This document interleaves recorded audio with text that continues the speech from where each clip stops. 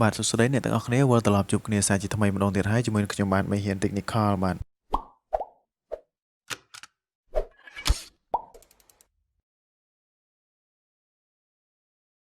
ទហើយនៅក្នុងវីដេអូថ្ងៃនេះផងដែរខ្ញុំនឹងបង្ហាញអ្នកទាំងអស់គ្នានៅ3ចំណុចដែលតាក់ទងជាមួយនឹងរូបមន្ត Countif បាទអ្នកទាំងអស់គ្នាអញ្ចឹងចំណុចទី1ខ្ញុំធ្វើការបង្ហាញអ្នកទាំងអស់គ្នាពាក់ព័ន្ធជាមួយនឹងការប្រើប្រាស់រូបមន្ត Countif សម្រាប់រាប់ចំនួនបន្ទុកដែលធំជាង50ហើយចំណុចទី2ខ្ញុំធ្វើការបង្ហាញអ្នកទាំងអស់គ្នាពីការប្រើប្រាស់រូបមន្ត Countif សម្រាប់រាប់ចំនួនបន្ទុកដែលតូចជាង50រីឯចំណុចទី3ខ្ញុំនឹងបង្ហាញអ្នកទាំងអស់គ្នាពីរបៀបនៃការប្រើប្រាស់រូបមន្ត Countif សម្រាប់រាប់ចំនួនសិស្សដែលមានបន្ទុកខ្ពស់ជាង Dina បាទអ្នកទាំងអស់គ្នាអញ្ចឹងនៅ3ចំណុចនេះខ្ញុំនឹងមានតារាងនេះគឺជាតារាងទិន្នន័យដែលយើងនឹងធ្វើការគណនារាប់នៅចំនួនបន្ទុកដែលថយជាងឬក៏ធំជាងឬក៏ខ្ពស់ជាងបន្ទុករបស់ Dina រីឯខាងនេះគឺជាតារាងគោលបំណងរបស់យើងបងប្អូនទាំងអស់គ្នាអញ្ចឹងតារាងគោលបំណងទី1របស់យើងនឹងគឺរកចំនួនសិស្សដែលមានបន្ទុកធំជាង50បងប្អូនទាំងអស់គ្នាដែលប្រើប្រាស់រូបមន្ត Countif ហើយចំណុចទី2នោះគឺរកចំនួនសិស្សដែលមានបន្ទុកតូចជាង50អ្នកទាំងអស់គ្នាដែលប្រើប្រាស់រូបមន្ត Countif ដូចគ្នាហើយចំណុចទី3នោះគឺយើងនឹងធ្វើការគណនាដើម្បីរកចំនួនសិស្សដែលមានបន្ទុកខ្ពស់ជាង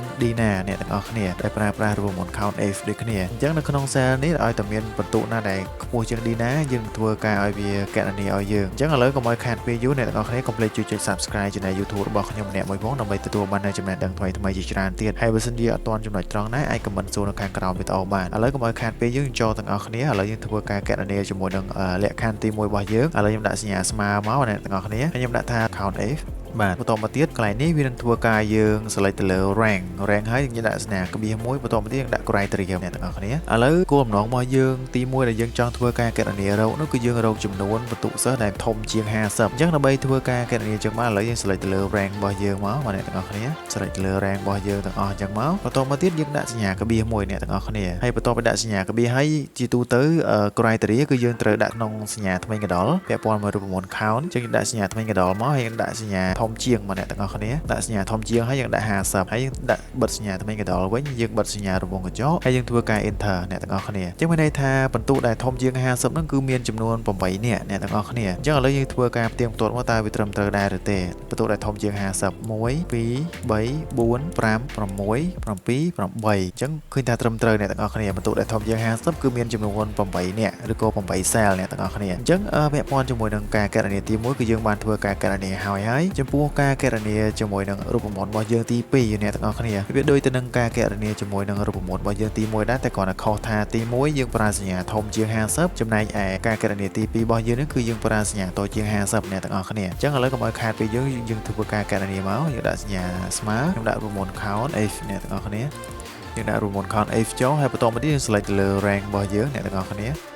បន្ទាប់ពីយើង select ទៅលើ rank ហើយយើងដាក់សញ្ញាក្បៀសហើយយើងដាក់សញ្ញាថ្មីកណ្ដុរដើម្បីដាក់លក្ខខណ្ឌរបស់យើងអញ្ចឹងបន្តមកទៀតយើងដាក់សញ្ញាតូចជាង50អ្នកទាំងអស់គ្នាហើយបន្តមកទៀតយើងដាក់សញ្ញាថ្មីកណ្ដុរមកវិញយើងបិទសញ្ញារង្វង់កញ្ចក់យើងធ្វើការ enter ហើយចម្លើយដែលយើងទទួលបានមានន័យថាបន្ទុកដែលតូចជាង50នោះគឺមានចំនួន6 cell អ្នកទាំងអស់គ្នាអញ្ចឹងឥឡូវយើងធ្វើការផ្ទៀងផ្ទាត់មកតើវាត្រឹមត្រូវដែរឬទេបាទបន្ទុកដែលតូចជាង50ឥឡូវយើងធ្វើការផ្ទៀងផ្ទាត់មើល1 2 3 4 5 6បាទអ្នកទាំងអស់គ្នាអញ្ចឹងមានន័យថាការគណនារបស់យើងគឺត្រឹមត្រូវហើយដោយសារក្នុងcell នេះគឺមានចំនួនលេខដែលតូចជាង50គឺមានចំនួន6 cell អ្នកទាំងអស់គ្នាបន្ទុកដែលយើងប្រឡងបានតូចជាង50ណាអញ្ចឹងជាមួយនឹងការគណនាដើម្បីរកបន្ទុកធំជាងឬក៏តូចជាងគឺយើងធ្វើការគណនាបែបនេះឯងអ្នកទាំងអស់គ្នាអញ្ចឹងបើសិនអ្នកទាំងអស់គ្នាធ្វើការគណនារកចំនួនតូចជាងក៏ធំជាងផ្សេងតាមតែអ្នកទាំងអស់គ្នាត្រូវធ្វើការគណនាណាអញ្ចឹងសូមធ្វើការគណនាតាមរយៈរូបមន្តដែលខ្ញុំបានបង្ហាញខាងដើមមិញហ្នឹងឥឡូវយើងចូលដល់ចំណុចទី3អ្នកទាំងអស់គ្នាការប្រើប្រាស់រូបមន្ត Countif សម្រាប់រាប់ចំនួនសិស្សដែលមានបន្ទុកខ្ពស់ជាង Dina អ្នកទាំងអស់គ្នាអញ្ចឹងបន្ទុកខ្ពស់ជាង Dina គឺចាប់ពី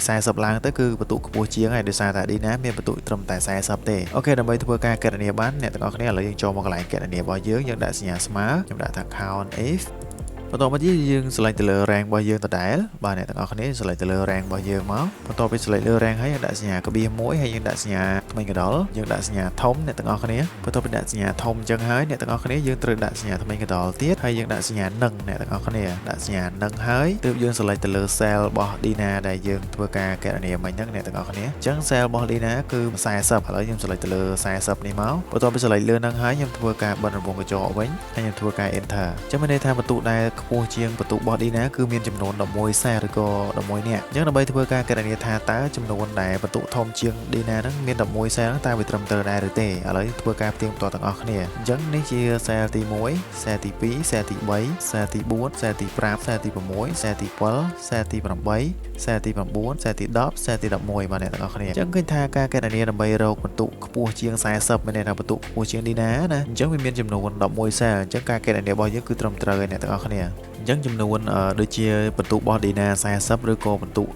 37ដូចជា39អីនេះគឺវាមិនធ្វើការគណនាឲ្យយើងទេអ្នកទាំងអស់គ្នាអញ្ចឹងលក្ខខណ្ឌរបស់យើងនោះគឺយើងរកតែបន្ទុកណាដែលមានបន្ទុកធំជាង D ណាទេមានធំជាង40ឡើងទៅអូខេអញ្ចឹងការគណនារបស់យើងគឺមានតែប៉ុណ្្នឹងទេបើសិនជាអ្នកទាំងអស់គ្នាមានចម្ងល់អីទាក់ទងជាមួយនឹងការប្រើប្រាស់រូបមន្ត COUNTIF សូមអ្នកទាំងអស់គ្នាធ្វើការ comment នៅខាងក្រោមវីដេអូហ្នឹងមកសូមបញ្ជាក់រូបមន្ត COUNTIF នេះគឺយើងប្រើប្រាស់ដើម្បីរកចំនួនបានច្រើនមែនតើយើងរកលក្ខខណ្ឌខុសពីនឹងទៀតក៏បានដែរអ្នកទាំងអស់គ្នាអញ្ចឹងបើសិនអ្នកទាំងអស់គ្នាមានចម្ងល់អីចង់ឲ្យខ្ញុំធ្វើការបង្ហាញអ្នកទាំងអស់គ្នាអីអាច comment នៅខាងក្រោមវីដេអូបានខ្ញុំនឹងធ្វើការបង្ហាញអ្នកទាំងអស់គ្នាទាក់ទងជាមួយនឹងចម្ងល់របស់អ្នកទាំងអស់គ្នាអញ្ចឹងជាចុងក្រោយខ្ញុំបាទMengHean Technical ក៏សូមអរគុណសូមគោរពលាបាទជួបគ្នានៅវីដេអូក្រោយទៀត